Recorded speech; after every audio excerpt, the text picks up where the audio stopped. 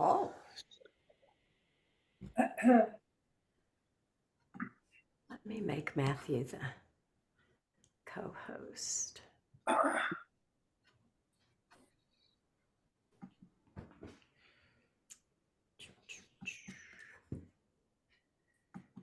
right, I'm going to silence everybody. There we go. So, we're in this series on equanimity, which can also be called clear seeing, or seeing things as they are, not as language interprets them. And seeing is probably one of the most arduous parts of the thing.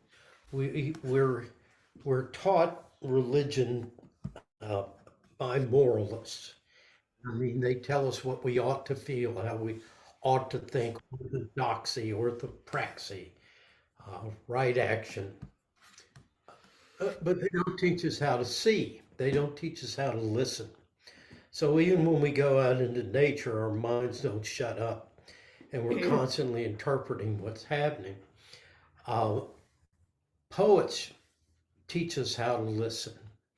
And I wanted to start with one of my favorites by Baudelaire. I've read it before, but it's just such a profound invitation into direct seeing of the compassion that's at the heart of reality. He says, the natural world is a spiritual house where the pillars are alive and let slip at times some strangely garbled words. Man walks there through forests of physical things that are also spiritual things that watch him with affectionate looks.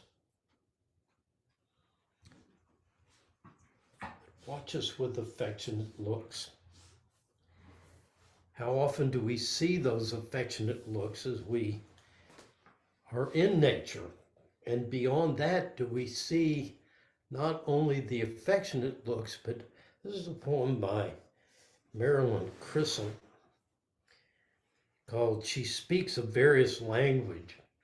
And in this, she goes a step further than Baudelaire and looks even deeper into the heart of things. She says,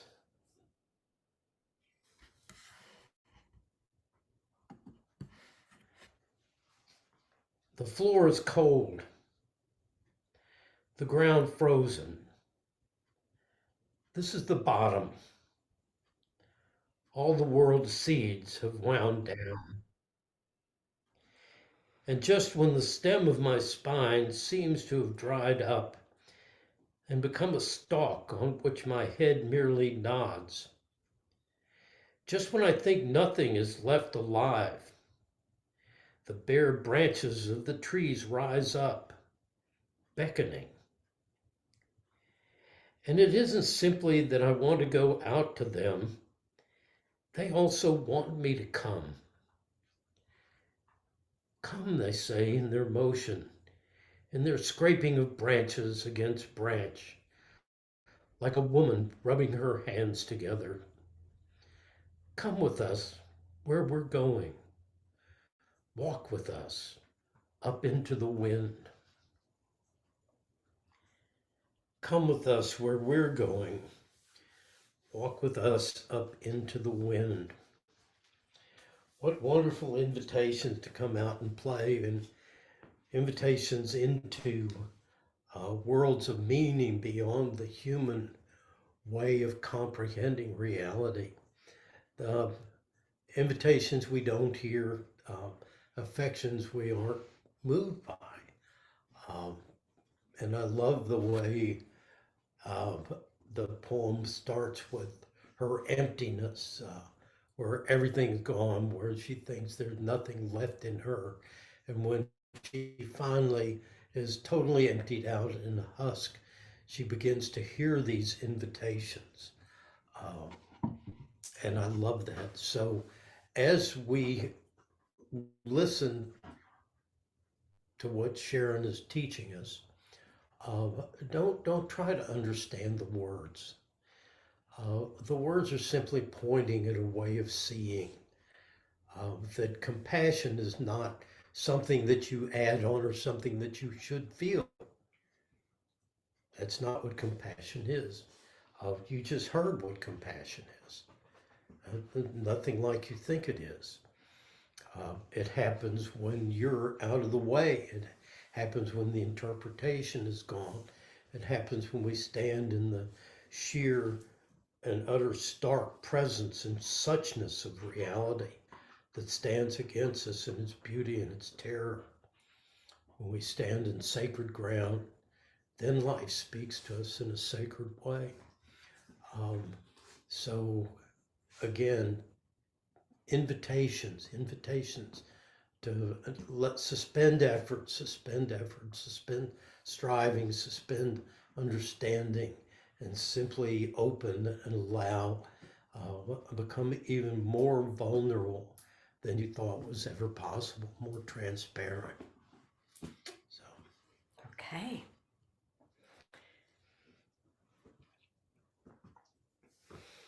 So the inspiration for this guided meditation, how we relate to inevitable ups and downs, is how our life goes.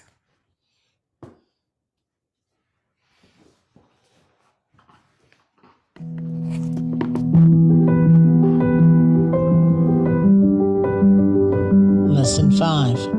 Equanimity in the context of the Brahma Viharas. Welcome back.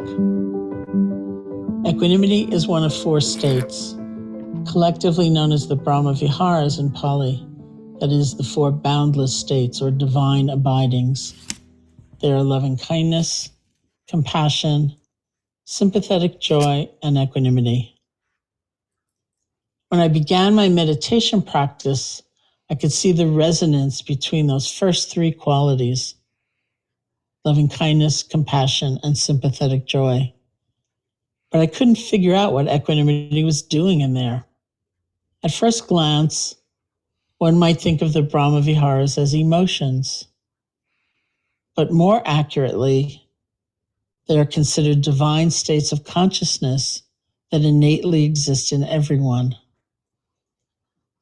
The translation I often use for them is our best home. Brahma meaning best, and Vihara meaning home. And home for so many of us is the place where we feel the most at ease, the least pretentious, the most like ourselves.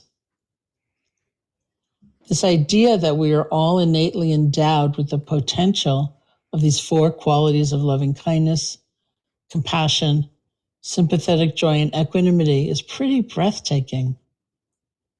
Still, it goes against a lot of conditioning that we have in Western culture. More common in our culture is the idea that the qualities of our personality are mostly fixed and unchangeable. So much that when we have a temperament that is impatient, angry, frightened, or whatever it might be, the Western consensus is that there isn't much we can do about it.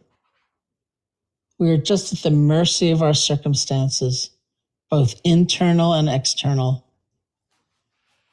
This is one of the reasons I was so captivated by the teachings of the Buddha, and why they have always felt so empowering to me.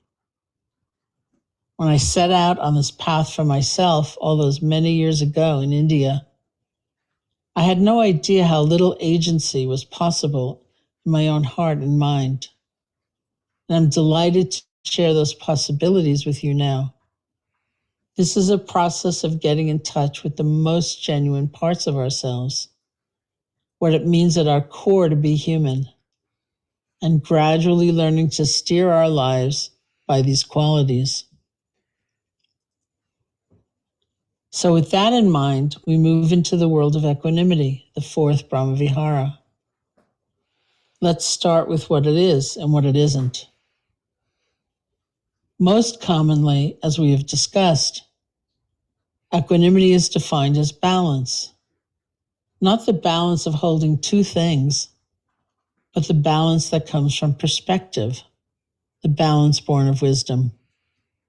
Equanimity is the spacious stillness that can acknowledge things as they are. It is the voice of wisdom, the articulation of intelligence. Its essence is complete presence. Equanimity holds it all.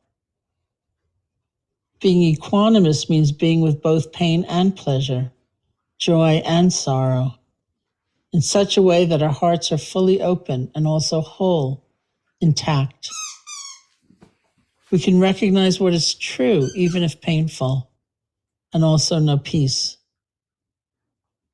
It also speaks to what we cannot know right now, what we are not in control of, and what ultimately is not in our hands. I was once speaking to a group of people and said, I think that if I were in charge of the universe, it would be a lot better place. And that's a thought many of us have had from time to time. But this is one of the great poignancies in life. The universe is not ours to control. And as much as we would like to, so often, we cannot determine how things will go, in what time frame, or with what twists and turns. It's just not in our hands. It's just not in the nature of life. Things happen. We go up and we go down. And depending on how we relate to those ups and downs, so goes our life. This is part of the human experience. That doesn't mean we don't try to make a difference or help someone or be a positive force in this world. But we can learn to do that wisely instead of feeling that somehow we can seize control of events and fix things right now to our liking. I once went to a Tibetan teacher of mine because a friend was in great emotional anguish and had been for a very long time. It seemed like it was never going to change. And I felt incredibly helpless and distressed about the situation, wishing I could do something. In this state, I went to my teacher, saying something like, I don't think it's fair. Why don't we get at least one person in our life to wave a magic wand at, like, poof, you're free of all your suffering. And my teacher looked at me and kind of smiled and said, well, that's why we call it samsara. Samsara is the Sanskrit word for the world of birth and death that's outside of our control. We don't get that magic wand, not even for one person. It's not how things are. It's the quality of equanimity that empowers loving kindness, compassion, and sympathetic joy to be freely given gifts.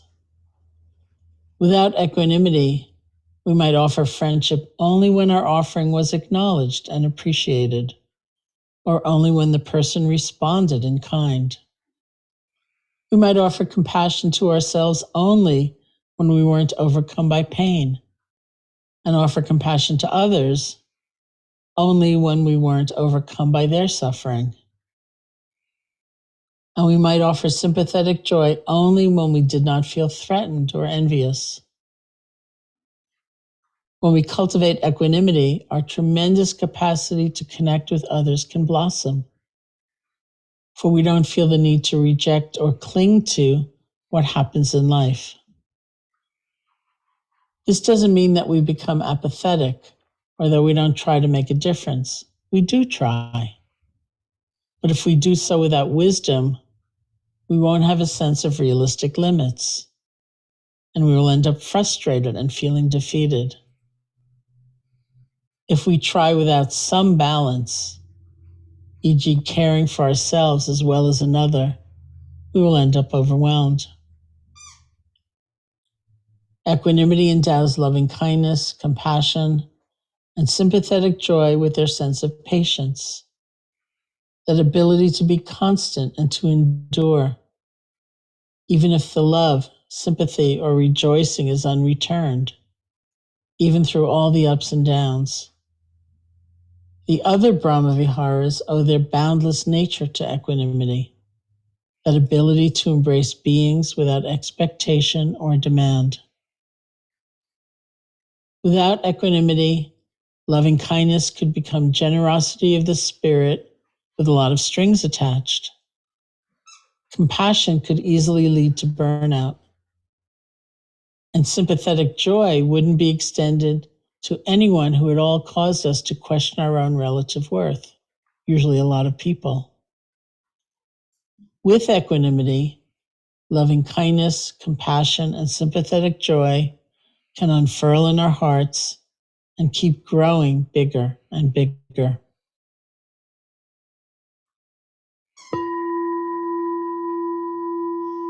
See if you can set aside a few minutes without needing to answer your phone or respond to messages, giving yourself a little space relatively free of distractions. You can work with the following as a reflection or by journaling.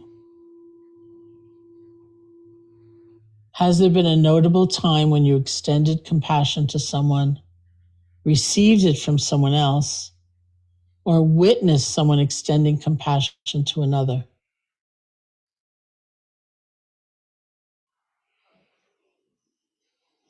How did this make you feel?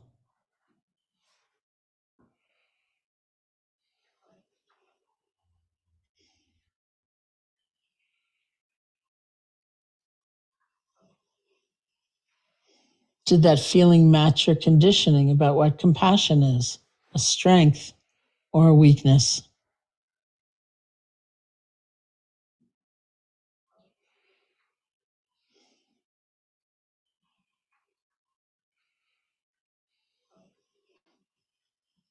When you complete this prompt, you can close the reflection by sitting quietly for a few minutes, just being with yourself. Eyes can be open or closed, however you feel comfortable.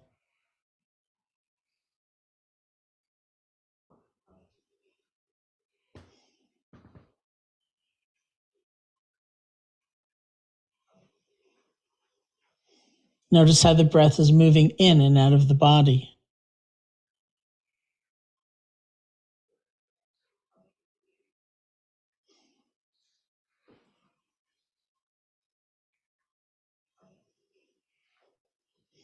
Then take a moment to acknowledge the time you've taken today to offer yourself this course.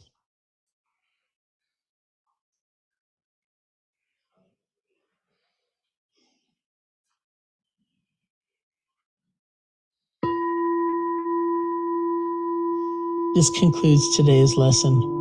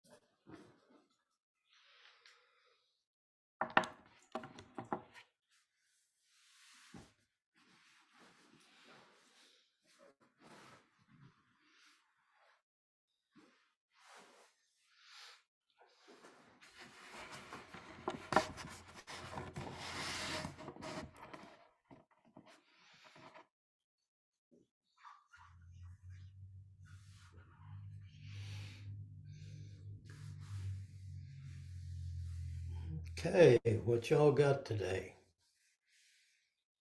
I like the fact that she said without equanimity that you would basically burn out of sympathetic joy, loving kindness, and compassion. That was a nice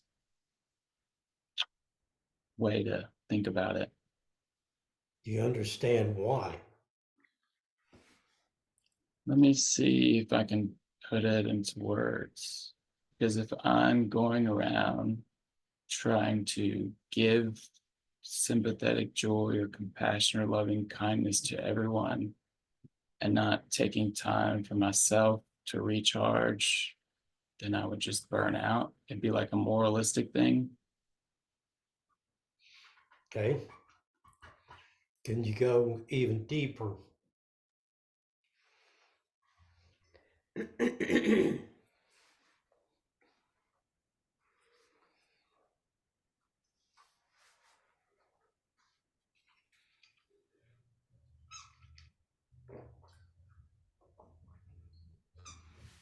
I mean, nothing's coming to mind that seems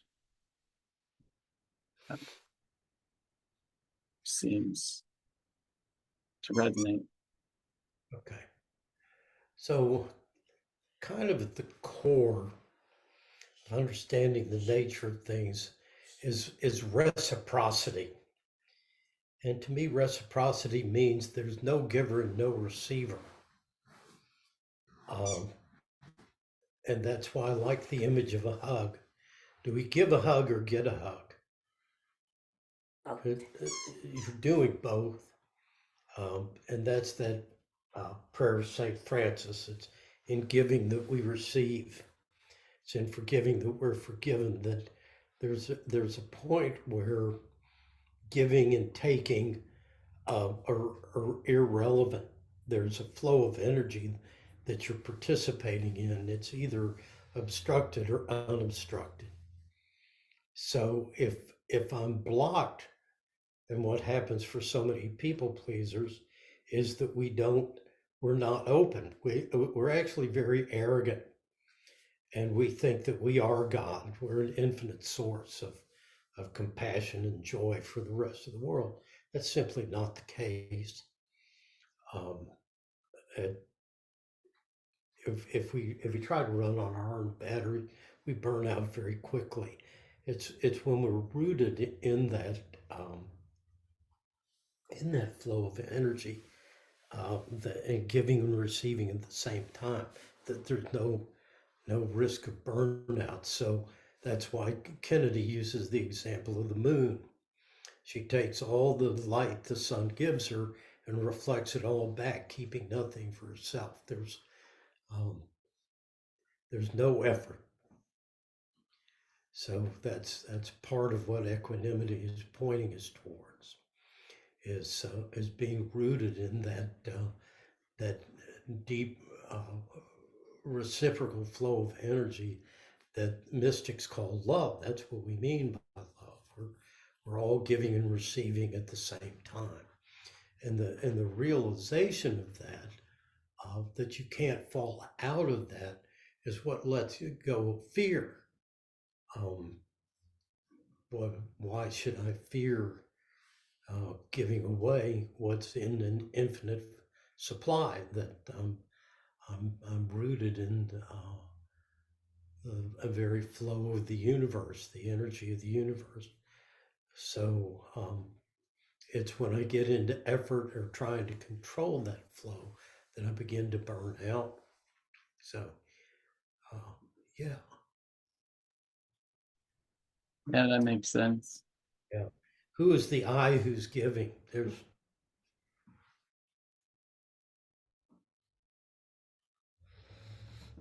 not my energy. Being plugged, not what we do, but how we do it, being plugged into the universal flow. Yeah. Doesn't really matter what we do anyway, if you look at it that way, because I mean, I'm not saying that negatively. I just mean if you're taking the bigger picture, you can't mess up. You're plugged into the Tao. Yeah. But again, yeah. Yeah. More like that. I like her notion that equanimity is the balance that comes with perspective. And to me, it means open-mindedness. It means awareness. It means being willing to see things as they are. It's having the perspective of others, of other things. It's really a good notion. My favorite description of that comes from a physics test where you're trying to get the water in two cylinders to be exactly balanced. And the way that you balance them is not by trying to pour and measure and do all that kind of stuff, but connect them at the bottom. When you connect them at the bottom, it naturally finds its balance. So it's again that sense of allowing things.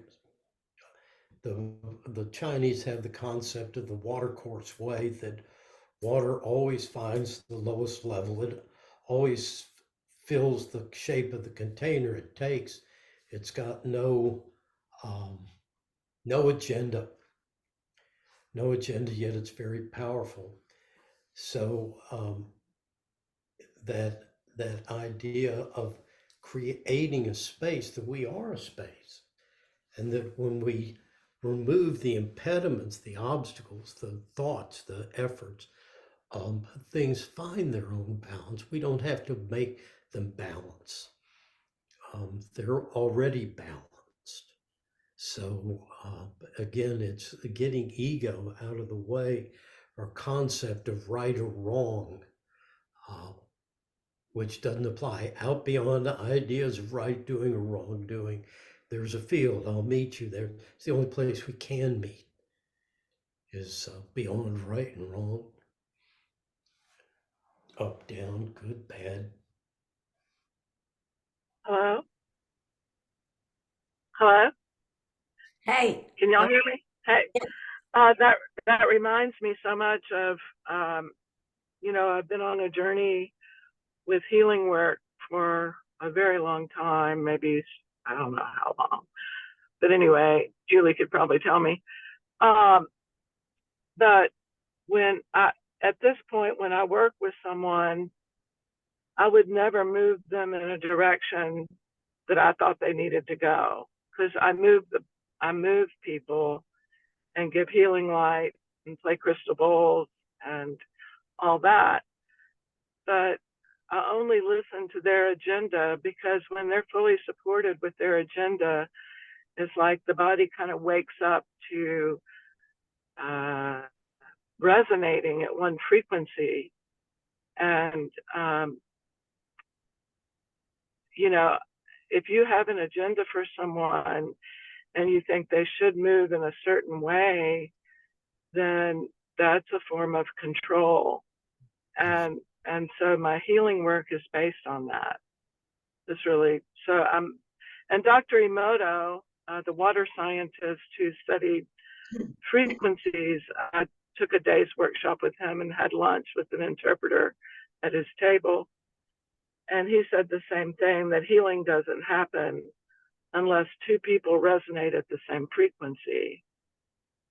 And he compared it to watering a rose.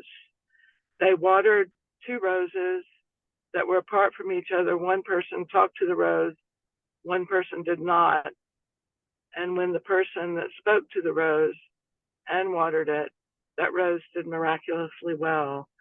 And the other rose couldn't really sense as much and didn't do as well. So he died about 3 years ago, but did beautiful work on the planet with trying to understand water, which is what we're made of. Mm-hmm. So anyway, I love my journey and healing, and I love learning about it through experience.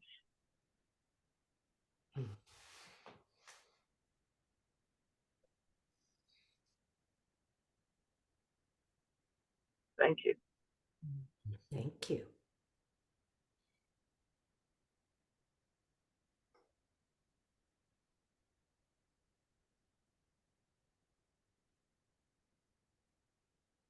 Me, the biggest danger to my equanimity, or at least one of them, is my desire to be in control, which I was a control maniac for most of my life.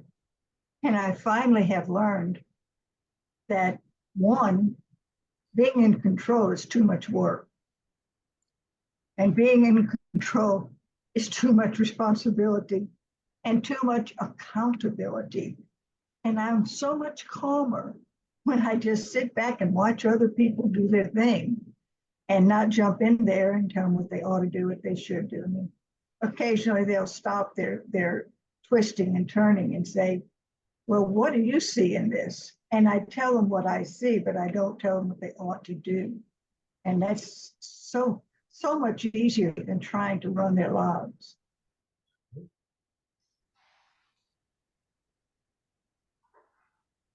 Yeah, there's a freedom in that. And I know a few weeks ago she spoke to that. That letting go of control is very liberating. Would you say it's too much work, too much responsibility, and too much accountability? Yeah. Yep. Yeah. It's a good one. Except at some point you realize no one really gives a shit. So who are you accountable to? Yeah, it's all in your head. Mhm. Yes, it is, but I got tired of my head beating me up. I totally get that. Yeah. Totally get that. So, you know, again, I'm going to encourage you to look at things like looking at the ocean and just sitting with the ocean, letting your mind clear out and realizing the ocean doesn't need you. It doesn't need your permission. It doesn't need your direction. It doesn't need your correction. It doesn't need your understanding. It doesn't need your love. It doesn't need anything from you. Then what's left to do?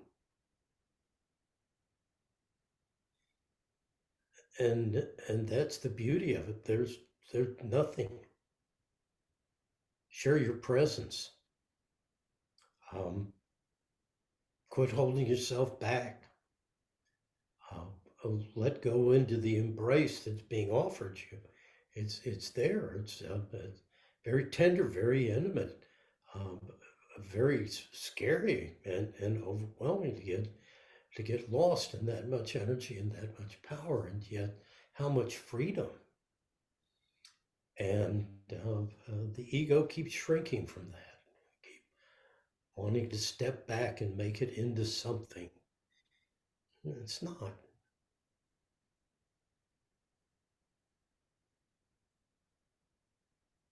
I was kind of challenged by the homework or the work she gave us there.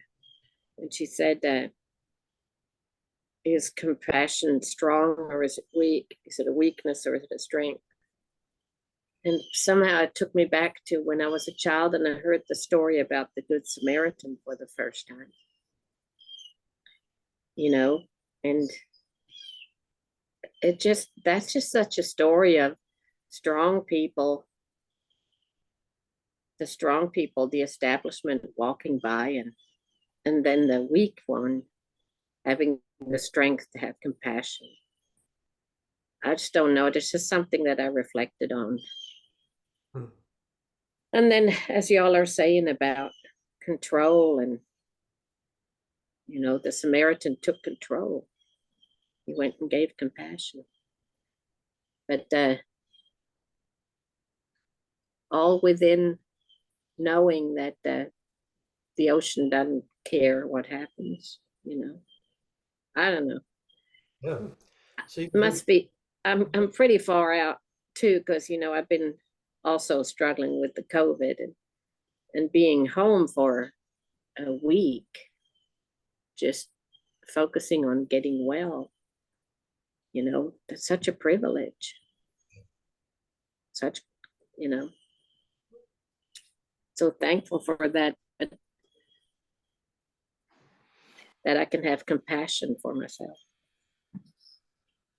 so one of my favorite stories, a little different twist, is in Zen Buddhism, they have vows not only to not have sex with women, but not to touch them, not to look at them, not to have any kind of a relationship with them.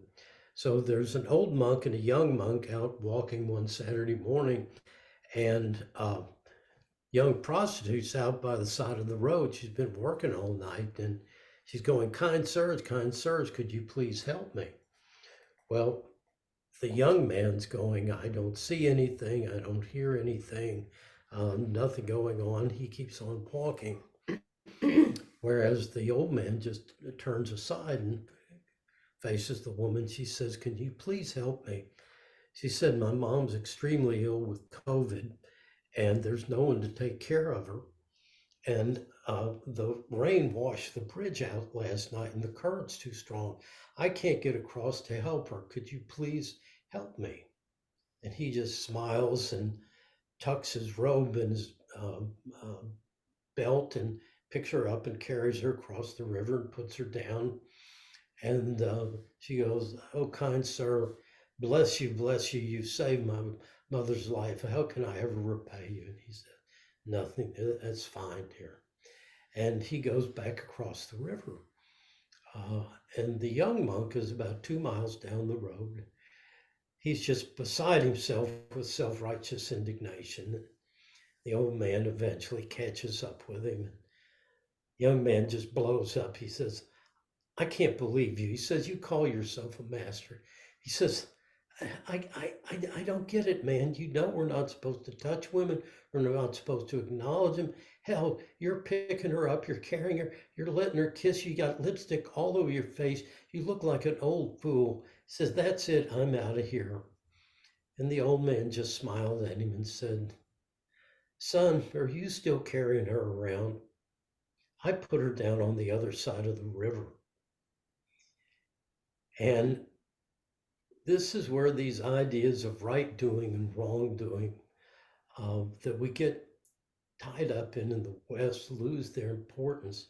With the Good Samaritan, there's no end to the story. We don't know whether the guy gets better. He doesn't take him home to his house. He doesn't seek vengeance against the men who beat him. We're just told that he addresses his need and sees that he gets care that he needs. That's all we're asked. That's all we're asked. We complicate it. It's like, do the obvious thing. The obvious thing is right, wrong. I don't know. This woman's grandmother's dying. I'm going to get her across the river. It's in my power to do that. Life gets very simple. And yet, to me, we become the guards in Uvalde waiting outside the door for permission. Waiting to figure out the right thing where kids are getting killed. The ignorance and stupidity of the way we live is appalling to me. The obvious thing.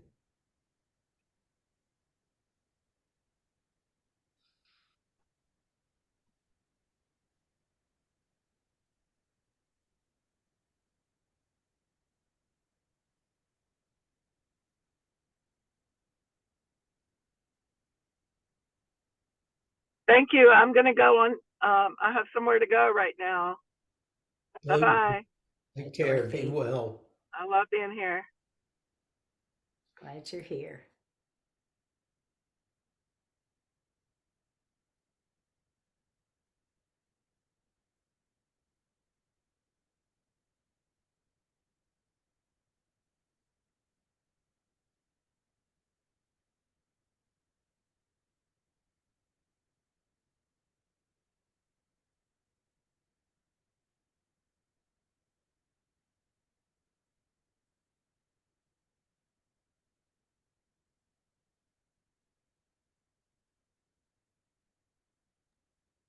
part.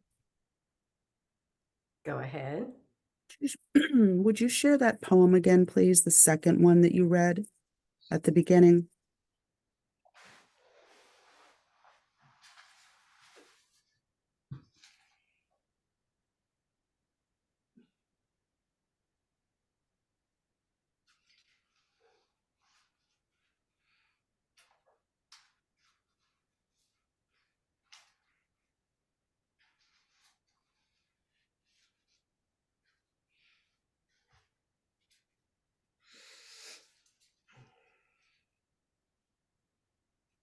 Maybe.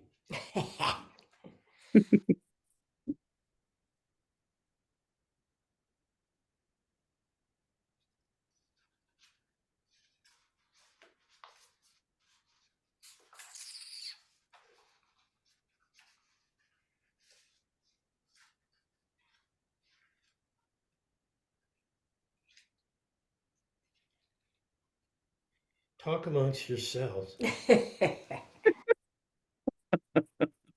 The mind is willing, but the phone is unable. Yeah, Over. he's thumbing through the book. He actually has a book. I didn't mean to give you an assignment, Bart. I don't Well, remember any of the words to get you started Here on it it. is. Okay, we got it. It's called She Speaks a Various Language. I love that. Mm. The floor is cold. The ground frozen. This is the bottom. All the world's seeds have wound down. And just when the stem of my spine seems to have dried up and become a stalk on which my head merely nods, just when I think nothing is left alive, the bare branches of the trees rise up, beckoning. And it isn't simply that I want to go out to them. They also want me to come. Come, they say in their motion, in their scraping of branch against branch, like a woman rubbing her hands together.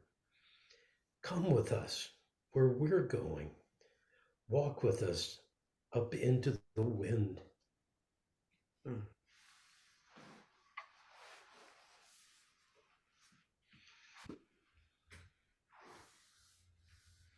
Poetry just does something that nothing else can do. Doesn't Just it? nothing else. That is beautiful.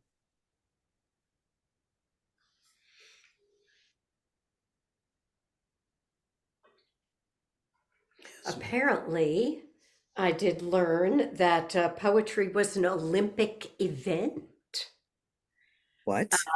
between 1912 and 1948. Wow. Who knew? That's awesome. That's cool to know. Except fights kept breaking out, so they had to discuss.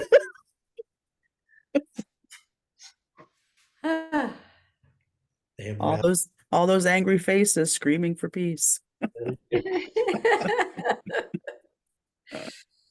Oh. What do you know about poetry? Oh, Me? God. No, I'm talking about the Olympics. I can just see them throwing books at each other. Arm wrestling, you know? Yeah. Do you remember the magazine, The Seed, out of Chicago? No. No. They did a special spiritual Olympic edition. Guy going, I'm the serenest. I'm the serenest. Oh, no.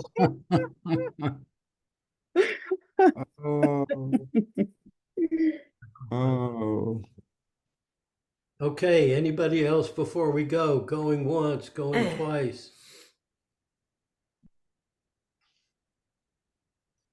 Alrighty, dear. Right? We have a real reason for the COVID raspberry Yeah. Yes. this morning. That's, And be careful, everybody. Yeah, Be careful. because it's out there. Geez. It is 'cause I still have no idea where I got it. I 1 believe that. in 37 people now have COVID. Wow. What did you say? part of something. Yay. I'm gonna count people when they walk by me. That's Ah. it. What did you say, Linnell? How many? 1 in 37. Oh, Wow. all right. Wow. COVID. All right. Ooh. Breath in.